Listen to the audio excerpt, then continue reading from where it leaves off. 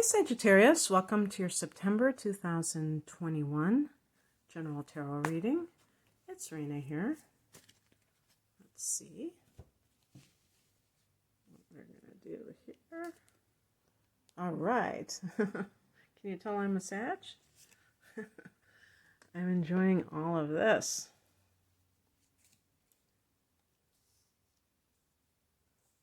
Okay.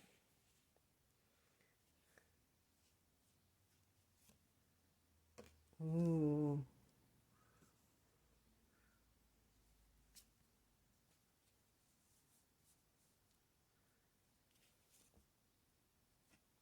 Okay. Pick an additional card. It's fine. We got these sevens, the turning point, if you will. All right. Perfect. Perfect for Sag, because we're all about the Three of Wands. Okay, so, oh my goodness, I just clipped my nails, so I can't pick up these cards. The heart of the matter for September, we could say the focal point is the Page of Wands. Start spreading the news, getting good news, beginning something new that feels freeing, feels exciting, or you're hearing about something that you can partake in that feels that way. Wands is fire energy. Of course, it could be like a new love situation. The judgment card, I mean, that could be like a literal legal judgment, and now you're involved with somebody new, so it could be something like that. But for other people, the judgment card is a card of rebirth.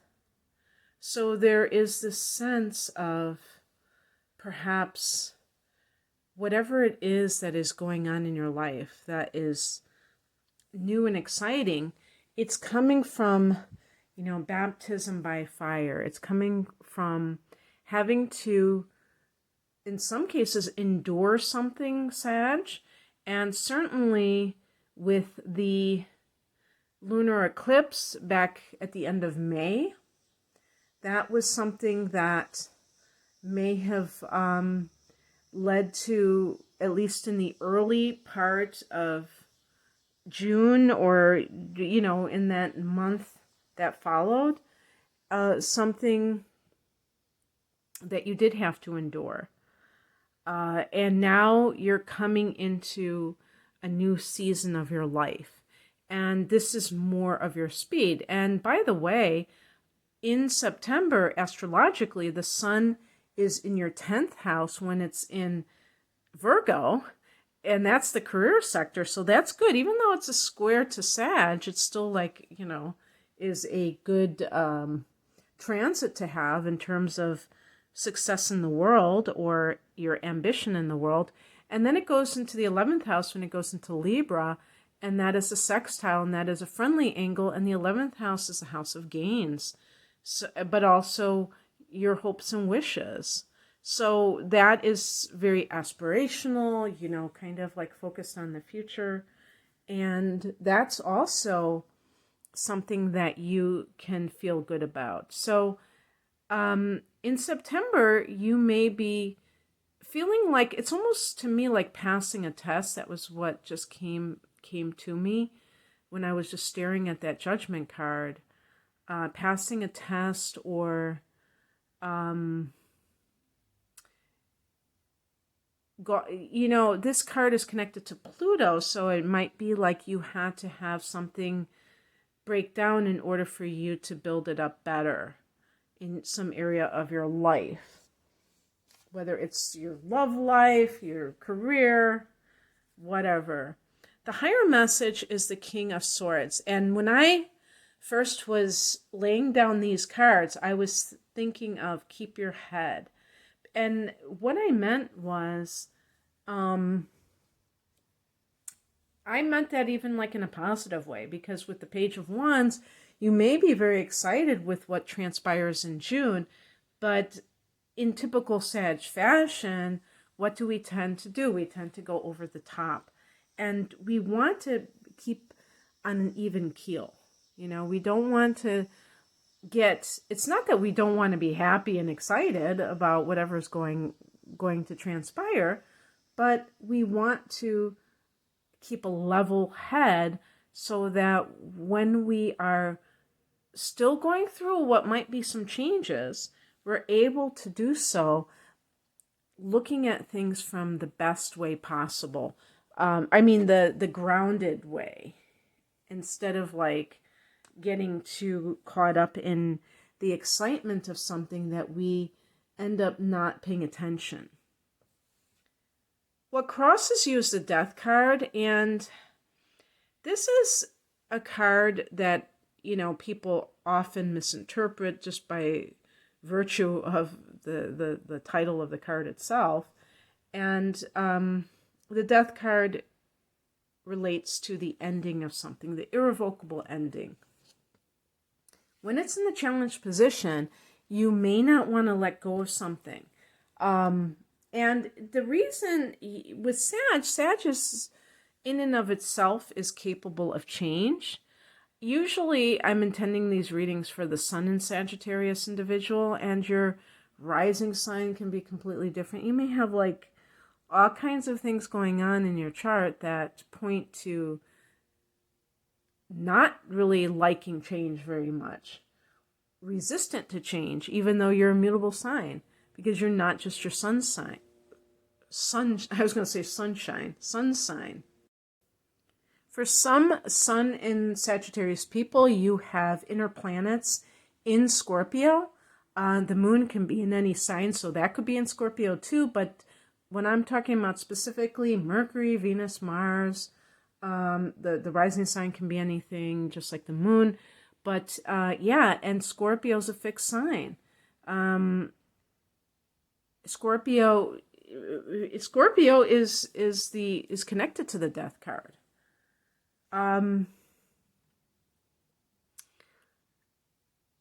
There may be, the Judgment card really speaks to something that is a rebirth in your life.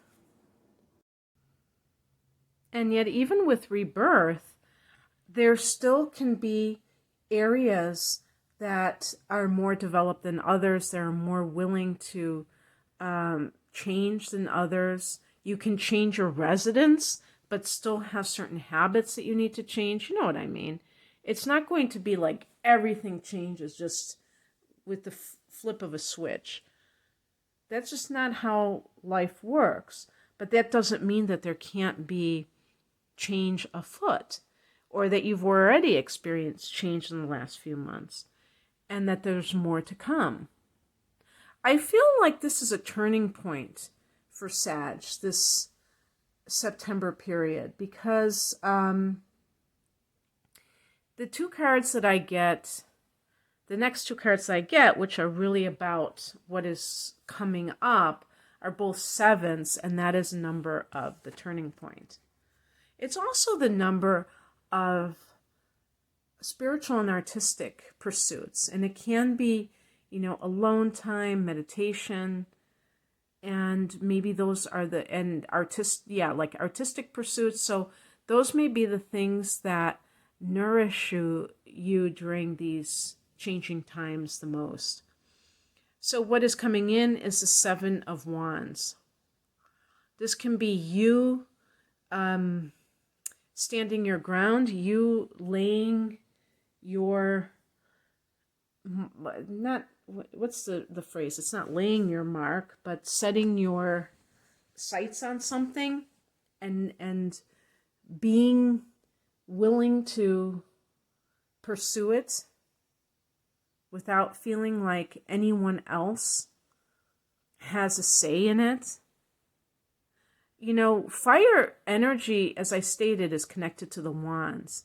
And part of that, one of the key words of that is autonomy. Another word, we could say sovereignty, autonomy, independence, these kinds of themes. And it's like there's also a connection with fate with the number 7. And when I think of fate, it's not that it's just like random. This may be part of what we have designed for ourselves in this blueprint of this incarnation. And, the South Node is in Sagittarius, in the early degree of Sag right now. So it still is in Sag. And so Sag is, maybe that's part of that death card, the South Node, which is really what you have already experienced before. And maybe that's part of that need to let go of something that feels like it's a security blanket, it's your comfort zone, but it really is holding you back from experiencing all that you could be. So the Seven of Wands is also about defending oneself.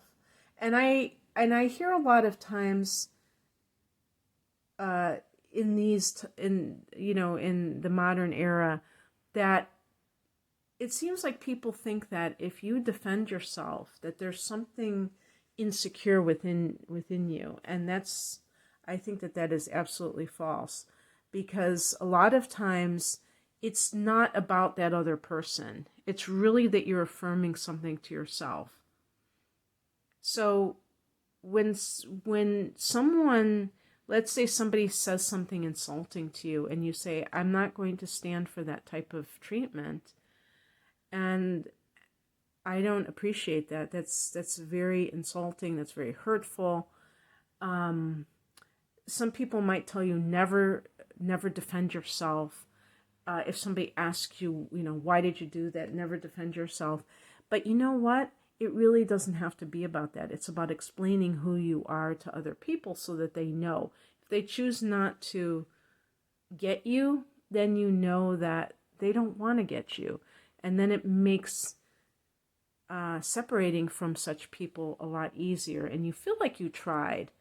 So I don't see that is an issue, and that might be what is in play here, and that's what the Death card is. Perhaps you are striking out on your own, but there is somebody who, I'm not going to say won't let you go, but they want to keep you in their life in some way.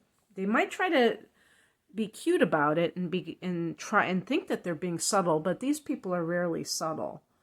And you have to be able to see that for what it is and be able to be cunning about it. And I had this as the outcome, another seven, the Seven of Swords. You can see the person looking behind him because he's trying to leave, but he doesn't want, he's watching his back, in other words. This card can mean like you're leaving a situation in a way that is very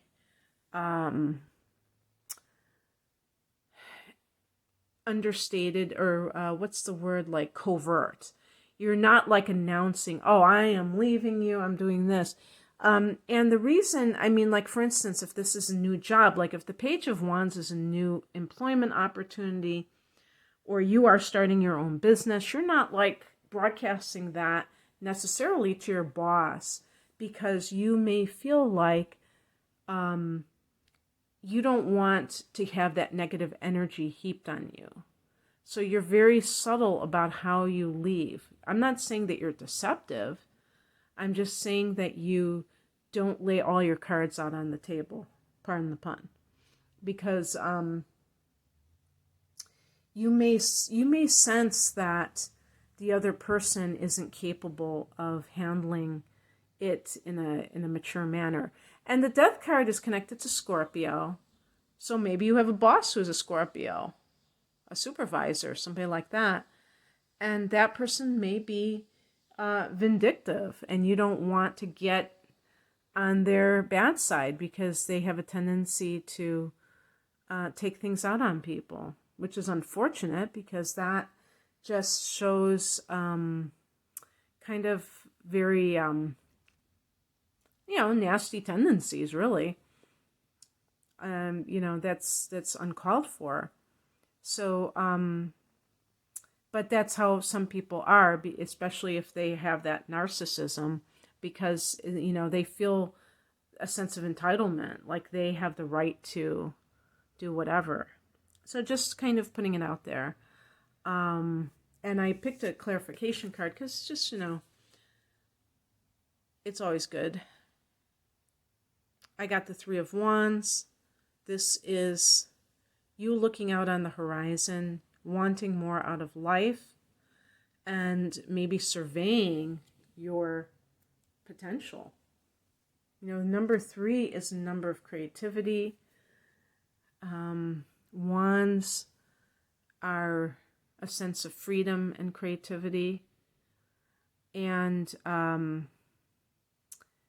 combined, it's like you creating your own reality, really. You're no longer, under somebody else's thumb.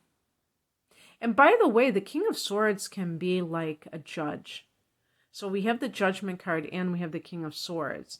And in certain people's message from this reading, it could be that is when the judgment comes in, when the judge issues the order, you can kind of separate your life before and after. And that kind of starts a whole new chapter in your life. But the only thing is that you have to understand that the other person may refuse to believe that it's over. And you have to allow, you can't force somebody to think something that they don't think, but you don't have to be manipulated by it, is my point. There is a lot to be happy about with these cards. The key is to strategize. That's another aspect of the Seven of Swords. Be willing to do things in a very methodical way. Not like sometimes Sages are haphazard, that we tend to scatter our energies. And the more that we can be deliberate, and with the swords, it's like a very precise, detached kind of way of approaching whatever it is that you're dealing with. When I look at a sword, it almost looks like an arrow to me. And so there's like a precision with that. And we don't want to scatter our forces or our energy. We want to do things that we have really thought long and hard about. And also have a sense of subtlety, not a sense of kind of being too much of an open book, because sometimes Sag does that too. Remember that loose lips sink ships. And so maybe keeping your own counsel at this time, and just doing your own thing from behind the scenes is the best course of action, possibly. Okay, that's what I have for you, Sag. I hope that this resonated. If you'd like a personal reading, I do a lot of astrology readings. I also do the tarot for private readings. You can find out more information at rainandmoonastrology.com. The link is below. Take care. Bye.